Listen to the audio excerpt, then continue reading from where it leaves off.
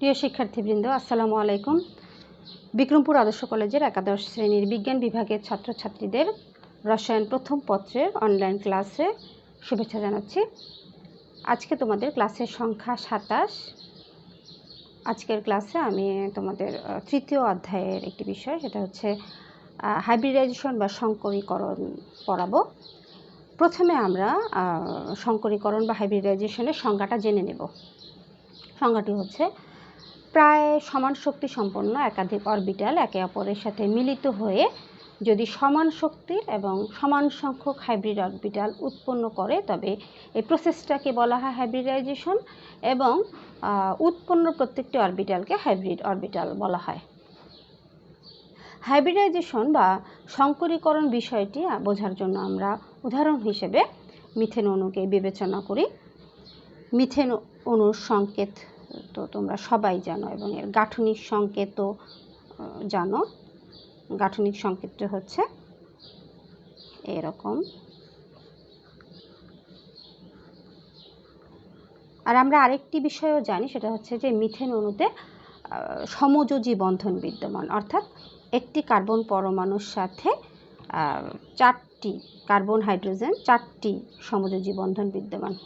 সমযোজী বন্ধনের সংজ্ঞা তো তোমরা সবাই জানো। গত ক্লাসগুলোতে আমি বলেছিলাম যে সমযোজী বন্ধনের সংজ্ঞা হচ্ছে যে দুটি পরমাণুর মধ্যে সমযোজী বন্ধন বিদ্যমান তারা প্রত্যেকেই একটি করে ইলেকট্রন সরবরাহ করে এবং এই একজোড়া ইলেকট্রন উভয় পরমাণুই সমানভাবে শেয়ার করে যে বন্ধনটা তৈরি করে সেটাই হচ্ছে সমযোজী বন্ধন।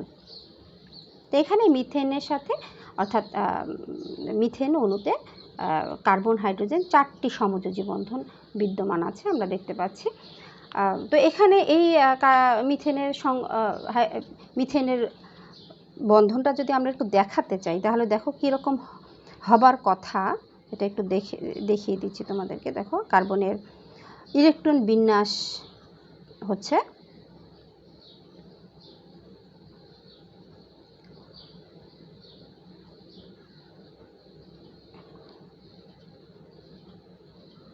p(z) অরবিটালে কোনো ইলেকট্রন নাই।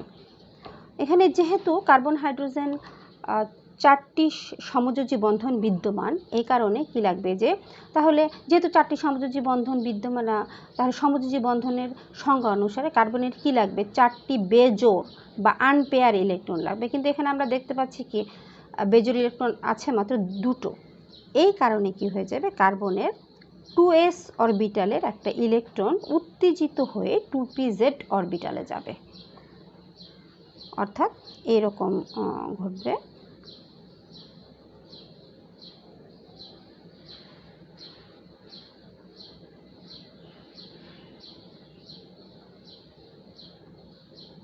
অর্থাৎ উত্তেজিত হয়ে যখন z অরবিটালে চলে গেল, তখন কিন্তু দেখতে পাচ্ছ কি 4টি বেজোড় ইলেকট্রন হলো। এই 4টি বেজোড় ইলেকট্রন তাহলে এখন 4টি হাইড্রোজেনের 1s অরবিটালের সাথে 4টি সমযোজী বন্ধন হবার কথা। এরকম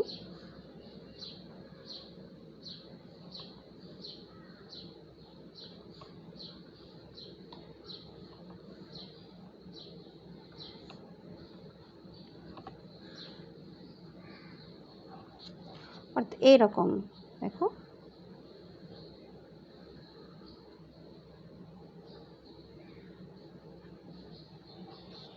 তাহলে এখানে বন্ধনটা কী রকম হচ্ছে দেখো, এখানে 2s এর সাথে আমরা কি দেখতে পাচ্ছি 4টি বন্ধনে, একটি হচ্ছে 2s এর সাথে হাইড্রোজেনের 1s, এরপরে হচ্ছে কার্বনের 2px এর সাথে হাইড্রোজেনের 1s, 2py এর সাথে হাইড্রোজেনের 1s এবং 2pz এর সাথে 1s অরবিটালের 4টি বন্ধন দেখতে পাচ্ছি আমরা এখানে। তো এখানে আমরা জানি কি যে এস অরবিটালটা নিউক্লিয়াসের সবচেয়ে কাছাকাছি অবস্থিত, আর এস অরবিটাল নিউক্লিয়াসের কাছাকাছি অবস্থা থাকার কারণে এদের বন্ধন শক্তিটাও এই যে এস অরবিটালের সাথে হাইড্রোজেনের যে 1s অরবিটাল আর যে বন্ধনটা তৈরি হলো, এদের বন্ধন শক্তিটা কিন্তু বেশি হবার কথা। অর্থাৎ এখানে কিন্তু আবার দেখতে পাচ্ছ, দেখো আরেকটি বিষয় দেখো, সেটা হচ্ছে দেখো কিন্তু 2s এর সাথে এখানে একটু 1s অরবিটাল রয়েছে, 2px এর সাথে 1s অরবিটালের বন্ধন হয়েছে। এভাবে 2py এর সাথে এবং 2pz এর সাথে কিন্তু 4টি বন্ধন গঠিত হয়েছে। তো এখানে তাহলে যেহেতু 4টি ভিন্ন অরবিটালের সাথে 4টি s অরবিটালের বন্ধন তৈরি হয়েছে, তাহলে এদের বন্ধন শক্তি অবশ্যই কি ভিন্ন হবার কথা। কিন্তু বিজ্ঞানীরা পরীক্ষা নিরীক্ষা করে দেখেছেন যে এই 4টি যে বন্ধন, অর্থাৎ মিথেনের যে 4টি বন্ধন, এই যে 4টি বন্ধন, যে 4টি বন্ধনই সমতুল, অর্থাৎ 4টা হাইড্রোজেনই সমান বন্ধন শক্তির।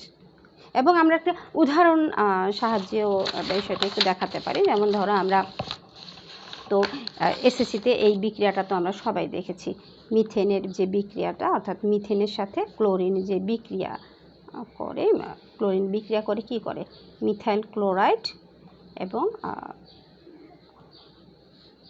HCl তৈরি করে। এখানে ক্লোরিন পরমাণু যখন মিথেনের হাইড্রোজেন পরমাণুকে প্রতিস্থাপিত করলো, তখন কিন্তু এভাবে কিন্তু আলাদাভাবে বিবেচিত হয়নি যে কোনো একটা এই হাইড্রোজেনটাকে সরাবো।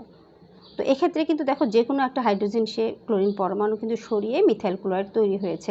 যদি তাদের বন্ধন শক্তি আলাদা হতো তাহলে কিন্তু এই বিক্রিয়াটা আসলে সম্ভব হতো না। তাহলে বিজ্ঞানীরা তো বের করলেন যে গবেষণা করে যে 4টা হাইড্রোজেনই সমতুল। তাহলে মিথেনের মধ্যে কি এমন ঘটনা ঘটলো, এটাই হচ্ছে আসলে যে কি এমন ঘটনা ঘটলো যে 4টা হাইড্রোজেনই সমতুল হলো, এই কি এমন ঘটনাটাই হচ্ছে আসলে সংকরীকরণ। তো সংকরীকরণটা কিভাবে ঘটেছে তোমাদেরকে আমি একটু দেখিয়ে দেই। মিথেনের তো 4টা যে বেজোড় ইলেকট্রন বা আনপেয়ার ইলেকট্রন কিভাবে তৈরি হয় সেটা তো আমি তোমাদেরকে একটু আগে দেখালাম। এখানে কি হয় যে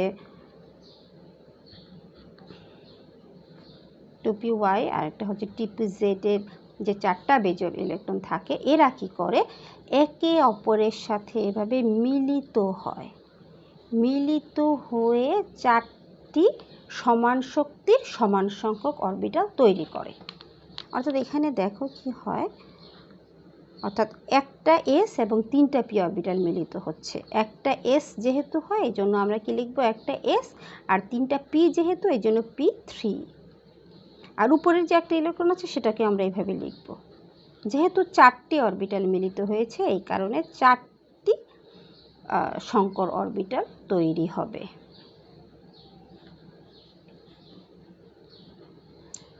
অর্থাৎ এই রকম ব্যাপারটি। তাহলে আমরা অর্থাৎ কি হচ্ছে, তাহলে একটি s এবং 3টি p অরবিটাল মিলিত হয়ে সমান শক্তির সমান সংখ্যক 4টি ভিন্ন অরবিটাল তৈরি হবার প্রক্রিয়াটাকেই বলা হয় সংকরীকরণ। যে বিষয়টা আমরা সংজ্ঞাটা আমি তোমাদেরকে প্রথমে ক্লাসের শুরুতেই বলেছিলাম। তাহলে আবার শুরুতে সংজ্ঞাতে কিন্তু আরেকটা কথা বলেছিলাম যে প্রায় সমশক্তি সম্পন্ন অরবিটাল। প্রায় সমশক্তি সম্পন্ন অরবিটাল এই কারণে বলেছি যে এই যে অরবিটালগুলোর মধ্যে সংকরীকরণ ঘটবে তারা অবশ্যই একই শক্তি স্তরে থাকতে হবে অথবা পাশাপাশি শক্তি স্তরে থাকতে পারে, কিন্তু মাঝে একটা শক্তি স্তর বাদ থাকবে এইভাবেই কিন্তু ঘটবে না। অর্থাৎ একই শক্তি স্তরে থাকতে পারে অথবা 2 যেহেতু এটা শক্তি স্তর পর 3 হতে পারে, এরকম ঘটতে পারে আর কি ব্যাপারটা। এই জন্য সংজ্ঞায় বলেছিলাম যে প্রায় সমশক্তি সম্পন্ন অরবিটালগুলো একে অপরের সাথে মিলিত হয়ে সমান শক্তির, দেখো সমান শক্তির মানে হচ্ছে sp3, 4টা যে সংকর অরবিটাল তৈরি হলো এরা হচ্ছে তাদের সবার শক্তি কি সমান এবং সমান সংখ্যক। যেহেতু 4টা অরবিটাল মিলিত হয়েছে এই কারণে অরবিটাল তৈরিও হয়েছে 4টা। অর্থাৎ তাহলে সংজ্ঞার মধ্যে যা ছিল প্রায় সমশক্তি সম্পন্ন অরবিটালগুলো একে অপরের সাথে মিলিত হয়ে যদি সমান শক্তির সমান সংখ্যক অরবিটাল তৈরি করে তবে এই প্রক্রিয়াটাকে বলা হয় সংকরীকরণ বা হাইব্রিডাইজেশন। এবং যে অরবিটালগুলো তৈরি হলো এদেরকে সবাইকে প্রত্যেককে হাইব্রিড অরবিটাল বলা হয়। অর্থাৎ sp3 এই প্রত্যেকটা sp3 কে হাইব্রিড অরবিটাল বলা হয়। এই 4টি হাইব্রিড অরবিটালের সাথে তাহলে হাইড্রোজেনের 4টি 1s অরবিটাল যদি বন্ধন তৈরি করে, দেখো তাহলে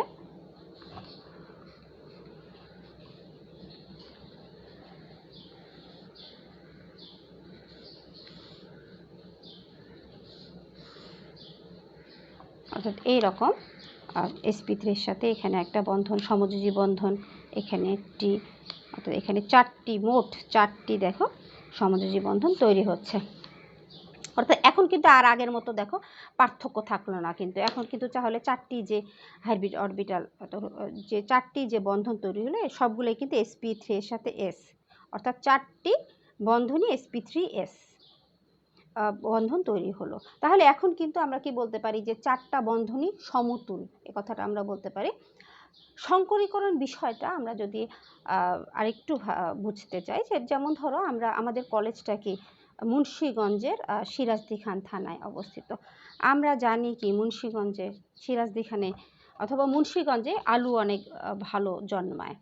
তো এখানে যে কোনো চারটা থানার আলু যদি আমরা নিই, ধরো আমরা চারটা থানা সিরাজদি খানের আলু নিলাম, তারপরে লৌহজংয়ের আলু নিলাম একটি, টঙ্গিবাড়ির একটি আলু নিলাম, আর একটি নিলাম গজারিয়া থানার চারটি আলু নিলাম। চার থানার চারটা আলু আমরা নিলাম।